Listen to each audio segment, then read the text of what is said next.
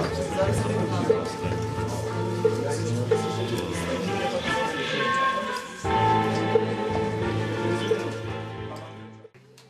teďka mám takový ten song od takový ty naší nejoblíbenější činnosti, totiž sedět u piva a nadávat a nadávat a nadávat a nadávat.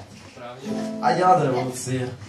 A písnička má takový jednoduchý refrén, takže teoreticky, když si chtěli zaspívat, tak refrén si takhle. Uděláme revoluci, uděláme revoluci, jo, jednou se zčuknem, na to si přiťuknem. Uděláme revoluci. A nad hospodským stolem, jak už to tak chodí, neveselé myšlenky v hlavách se rodí. Počínaje ministerstvem, městským zastupitelstvem, až po střední třídu, jak všichni nám škodí.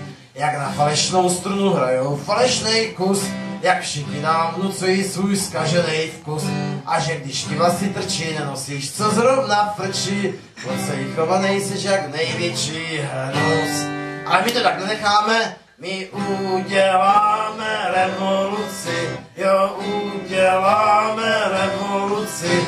Jednou se zčuknem, na to si přiťuknem, uděláme revoluci.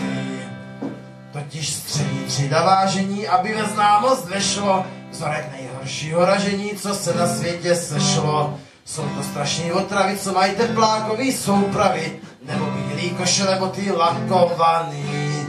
Třeba přeplněné pláže rekreantů, oběti nadnárodních gigantů. Sami sebe klamou, říděj se reklamou a hromady plastů někde budují si stranou.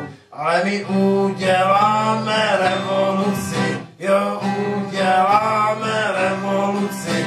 Jednou se zčuknem, na to si přiťuknem, uděláme revoluci.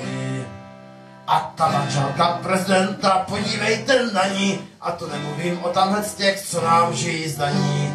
Ale zase ti střední třídy sednou, tráví celý dny před bednou, no a na ty mobily zhebnou jednou. Ale my to tak nenecháme, my uděláme